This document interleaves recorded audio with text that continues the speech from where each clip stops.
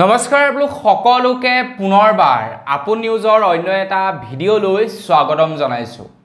অসম চৰকাৰে ঘোষণা কৰিছে যে অসম চৰকাৰে 19 ছেপ্টেম্বৰৰ পৰা 15 অক্টোবৰ পৰ্যন্ত প্ৰায় 19 লাখ লোকক ৰেচন কাৰ্ড বিতৰণ কৰা হ'ব বুলি জনাইছে।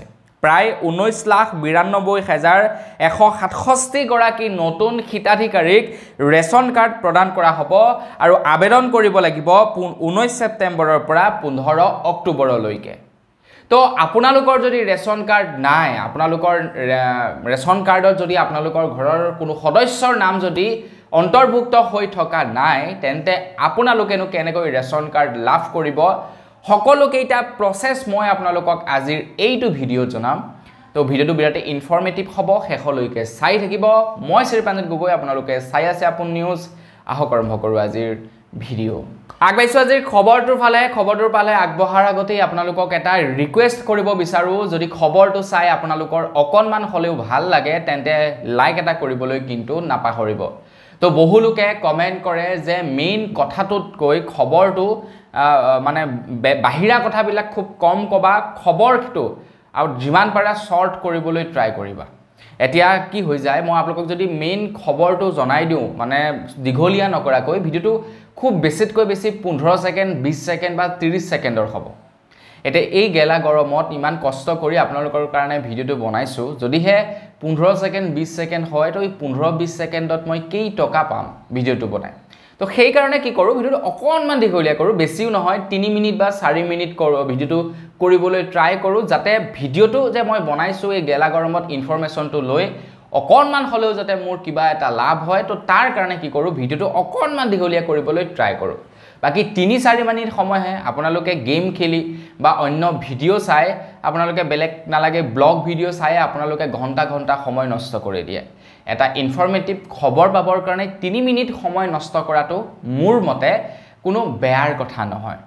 আজে বাজে আপোনালোকে চোৱাতকৈ 3 মিনিট সময় খৰচা কৰাটো একেবাৰে বেয়া কথা নহয় বুলি মই ভাবোঁ। আপোনালোকে ভাবে নে নাভাবে কমেণ্ট এটা কৰি জনাব। বাৰু আজি ট্ৰাই কৰিম যিমান পাৰোঁ মেইন খবৰকেইটা আপোনালোকক আগতীয়াকৈ জনাবৰ কাৰণে। এই ভিডিঅ'ৰ ডেছক্ৰিপশ্যনত আপোনালোকক এটা ৱেবছাইটৰ লিংক দিছোঁ, যিটো হৈছে অসম চৰকাৰৰ ৰেচন কাৰ্ডৰ কাৰণে মুকলি কৰা পৰ্টেল। ভিডিঅ'ৰ ডেছক্ৰিপশ্যনত আপোনালোকে ৱেবছাইটটো পাই যাব। তো ভিডিঅ'ৰ ডেছক্ৰিপশ্যনত থকা ৱেবছাইটটোতো যাব পাৰে, নতুবা আপোনালোকক ৱেবছাইটটো কৈ দিছোঁ, আপোনালোকৰ সহজ হ'ব। তো ৱেবছাইটটো হৈছে pds.assam.gov.in। এইটো ৱেবছাইট, মানে এইটো ৱেবছাইট আপোনালোকক ভিডিঅ'ৰ ডেছক্ৰিপশ্যনত থকা ৱেবছাইটটোতো আপোনালোকে ক্লিক কৰিব পাৰে, নতুবা আপোনালোকে মই যিটো ৱেবছাইটৰ কথা ক'লোঁ সেই ৱেবছাইটটোতো আপোনালোকে ডাইৰেক্টলি গুগলত চাৰ্চ কৰিব পাৰে। তো সেই ৱেবছাইটটোত যোৱাৰ পাছত আপোনালোকে অলপমান তললৈ স্ক্ৰল কৰিব, ফৰ্ম চি নামৰ এখন ফৰ্ম পাব।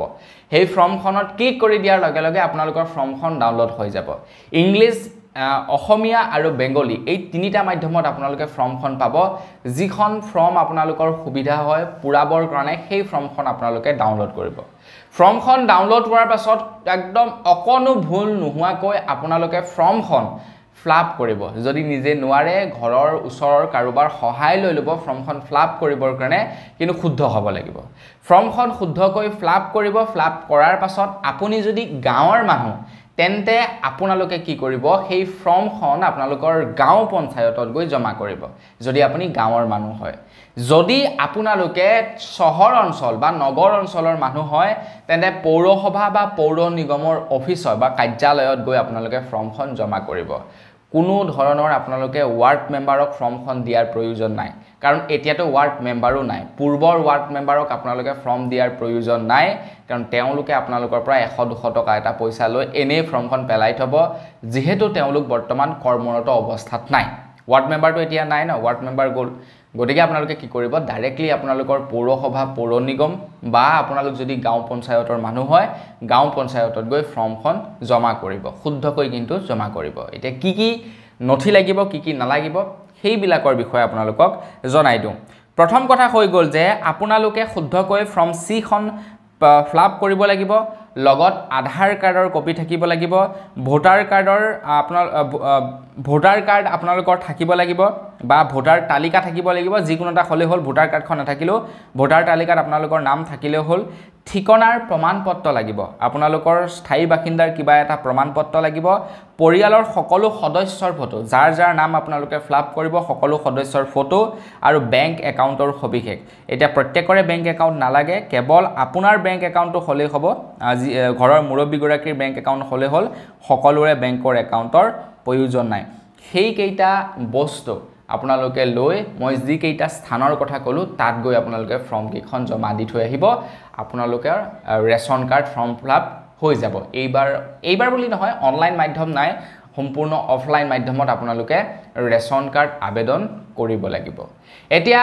আপোনালোকে যদি ৰেশন কাৰ্ড আবেদন কৰিব বিচাৰে তেন্তে আপোনালোকৰ কিন্তু বছৰি আয় বা বছৰি উপাৰ্জন 4 লাখ টকাতকৈ কম হ'ব লাগিব আপুনি যদি 4th গ্ৰেডৰ চাকৰি কৰে তেন্তে আপুনি ৰেশন কাৰ্ডৰ কাৰণে আবেদন কৰিব পাৰিব এতিয়া মতা মানুহৰ নামত ৰেশন কাৰ্ড আবেদন নহয় ৰেশন কাৰ্ড আবেদন হয় ঘৰৰ মহিলা মুৰব্বী গৰাকীৰ নামত গতিকে যি গৰাকী মহিলা মুৰব্বী থাকে তেখেতৰ নামত এটা বেংকৰ একাউণ্ট থকাটো বাঞ্ছনীয় তেতিয়াহে আবেদন কৰিব পাৰিব ৰেশন কাৰ্ড যদি আছে আধাৰ কাৰ্ড যদি আছে তেতিয়াহে আবেদন কৰিব পাৰিব যদি নহলে কিন্তু নোৱাৰিব আধাৰ কাৰ্ড মাষ্ট বি লাগিবই আধাৰ কাৰ্ড থাকিলেহে আবেদন কৰিব পাৰিব তাৰ লগতে ভাৰতীয় নাগৰিক হ'ব লাগিব ভাৰতীয় নাগৰিকেহে ৰেশন কাৰ্ড আবেদন কৰিব পাৰিব তো তাৰ উপৰি কথাটো হৈ গ'ল আপুনি যেনিবা কলকাতাৰ ব্যক্তি আছিলে জন্মগতভাৱে কিন্তু বৰ্তমান অসমত আছেহি আপোনাৰ স্থায়ী বাসিন্দাৰ প্ৰমাণপত্ৰ আছে দেন আপোনালোকে ৰেশন কাৰ্ড বাবে আবেদন কৰিব পাৰিব নো ডাউট আপোনালোকে এটি ইয়াতে যদি বহু বছৰ হল থকা ইয়াতে যদি আছে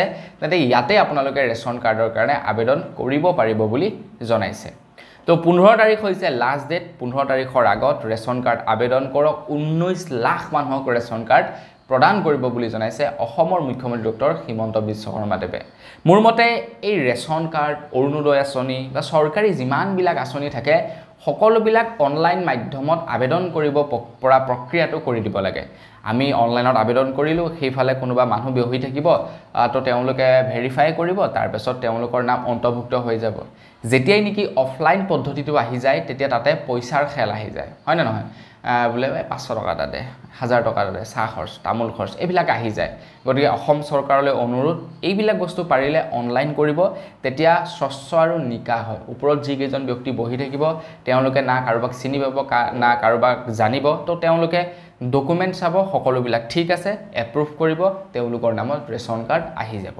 তো সেইটো পদ্ধতি কৰিব লাগে মোৰ মতে সব যেহেতু অনলাইন হৈছে গতিকে এনেকুৱা চৰকাৰী আঁচনিবিলাকনো কি অফলাইন কৰিব লাগে সেইবিলাকো অনলাইন কৰিব লাগে হয় না নহয় তো বন্ধুবান্ধৱী অকল বস আজিৰ ভিডিও জনাবলগীয়া খবৰ ইমানে আছিল খবৰটো জানি কেনেকুৱা লাগিলে কমেন্ট কৰি জনাব যদি ভাল লাগিলে লাইক এটা কৰিব চেনেলটো সাবস্ক্ৰাইব কৰা সাবস্ক্ৰাইবটো কৰি ল'ব পুনৰ এটা ভিডিও লগ পোৱাৰ খালি বিদায় মাগিছো ধন্যবাদ জয়